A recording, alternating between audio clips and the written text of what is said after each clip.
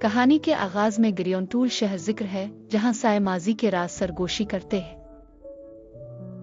यहाँ मिलते हैं मरकजी किरदार एल्रा से, नौजवान औरत जो साए से गुफ्तगू करने की मुनफरिद सलाहियत रखती है। इसकी आंखें ओनेक्स की गहराई की मानिंद ताकत की रोशनी से जगमगाती है।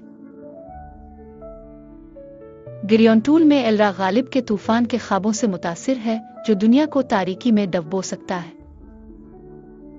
वो शहर के नीचे कदीम किट्टीकॉम्स की तरफ माइल है, वक्त भला दी और दास्तानों में ढकी जगह। वहां इसे साए का सामना होता है, जो ओनेक्स तूफान की तबाही बताता है, जो सिर्फ पाक दिल की ताकत से काबू पाई जा सकती है। इंकिशाफ से मुतासिर हैकर एल्रा तूफान रोकने सफर पर रवाना होती है। अपने साए वाले साथी नोक्स के रहनुमाई में, जो इसका हलीफ और दोस्त बनता है, एल्रा अपना सफर शुरू करती है। नोक्स की आवाज नर्म सरगोशी है, तारीकी में नाजुकी और ताकत याद दहानी करती है।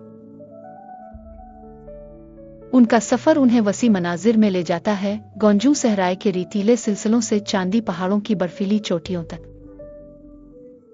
रास्ते में वो हलीफों से मिलते हैं, एक जंगजू जिसका नाम एरिक है और लीरा एक मुआलिज। लेकिन रास्ता खतरे से भरा हुआ है। इलारा को सिया जादूगरनी विस्बोरा का सामना करना होगा, जो ओनेक्स तूफान की पेशगो है और दुनिया को अबदी रात में गुलाम बनाने का अज़्म रखती है।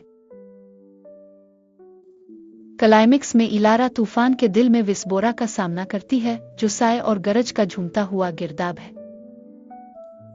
ये ओनिक्स तूफान की हकीकी नौयत समझने की जगह है, जो अंदरूनी ताकत और मोहब्बत की आजमाइश है। हौसले और अज़्म से इलारा अपनी तकदीर कबूल करती है, निक्स की वाबस्तगी और नए दोस्तों की ताकत इस्तेमाल करते हुए। रोशन दमक की एक लम्हे में तब्दीली होती है। साए इसके हलीफ बनते हैं, तूफान पुरसुकून हो जाता है और दुनिया बचाई जाती है।